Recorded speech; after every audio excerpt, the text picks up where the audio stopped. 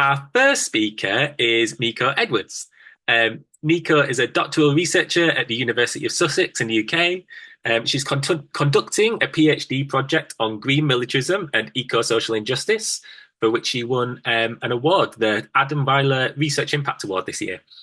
She's also part of a working group that has organised the first global week of action for peace and climate justice, which she's going to tell us about now. So over to you, Nico. Thanks, Andrew. Hello, everyone. I'm just gonna share my screen and see if that works. Can everyone see? Super. Okay, cheers. Hi, thanks, Andrew. Thanks to everyone for joining. Thank you to all the amazing speakers that we'll get the chance to hear from in the next hour. It's so very great to be here today for me and share this moment of reflection, I think, on how our struggles for peace and eco-socially just futures do come together. And I think against the backdrop of such widespread, unfathomable horror that is gripping the world at this very moment, against which I think many of us feel rather powerless, I find great solace and strength in our ability to hold spaces such as this, even if it's online, to listen to each other's stories and form bonds across continents and across struggles. Because, well, for many, the past years have indeed been defined in various ways by climate change and by war. And our everyday lives carry signs of escalating climate and military crisis, seemingly infinite stories of both ecological collapse and of armed conflict. And whether we are living through such violences ourselves or coping with the news flashes and social media images of burning forests and buildings bombed to rubble, I think ours is a time marked by both global war and by global warming. And most often, however, we do not think of these processes as connected, right? But the truth is that they very much are. But how so? So the Global Week of Action for Peace and Climate Justice, which is running just in this very moment, was launched to amplify and continue the work of organizers, communities, and researchers to answer this very question, and to raise public awareness and awareness in our own communities of how the crisis that we are faced with today must be thought about and acted on in tandem.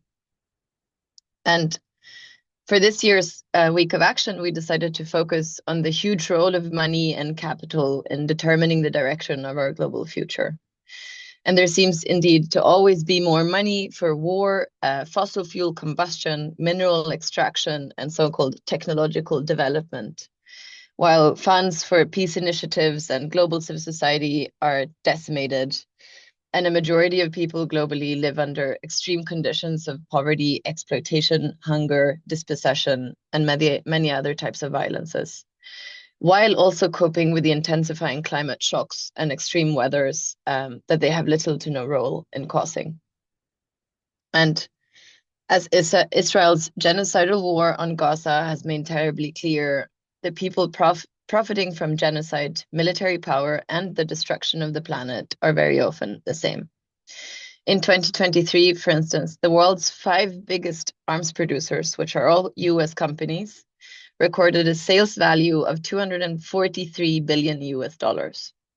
And this revenue alone, which has nothing to do with normal military spending, it's just the income from arms sales from these 5 companies, could fund 2.5 years of the global climate finance goal, which we still fail to meet yearly. And what's more, these companies are beholden to, or to varying degrees even owned by, global investment and fund management firms with financial stakes in all the major fossil fuel and mining companies as well. So this is how we see all these actors coming together, for instance, through BlackRock, Vanguard, and State Street Corporation here in the picture. So you don't have to be an activist, I think, to conclude that there are high capital interests vested in the perpetuation of both climate change and armed conflict globally. But besides then moving the money to divest from war and invest in climate justice, there are other key messages that drive our thinking and acting as part of the Global Week of Action. And I'll mention to you 2 of my favorite ones. So firstly, war and militarism are integral causes behind climate breakdown, so they cannot be part of the solution. And this is a message that is particularly pressing today in response to the rise of military forms of climate action that we're seeing here on the slide, and that we're seeing across the board in Western, particularly Western states, but also in other states. Policies that are promoting militarized solutions to all the challenges presented by climate breakdown and social inequity, right? Such as harder borders, more troops, and more weapons to keep Western nations safe in the face of climate chaos, and to effectively secure Western nations' access to the resources that we need to power the green energy transition. And so global climate action spaces are already littered with false solutions, right? And in this new form of green militarism, we're witnessing the emergence of yet another.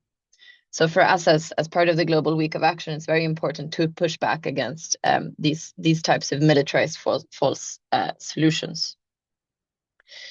Secondly, as the drums of war sound across the globe, accompanied by stark realities of climate collapse, we need to take care to trust and amplify our capacity to cooperate rather than to compete.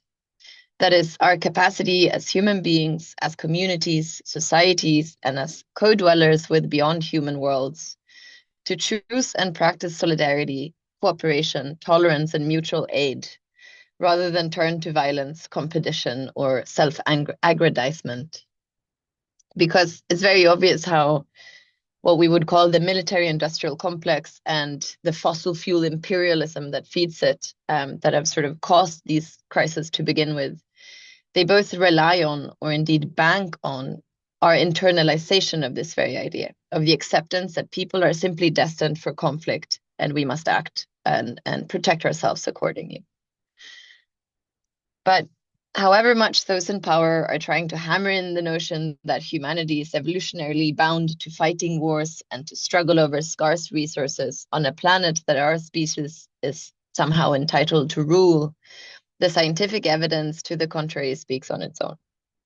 Without millennia of social solidarity, mutual aid, and interspecies interdependencies, we would not be here to begin with.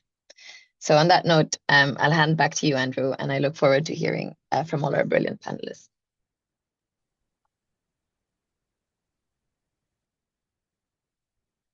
Thank you so much, Nico. That was a really wonderful introduction and kind of really grounded us in like the realities that we're facing and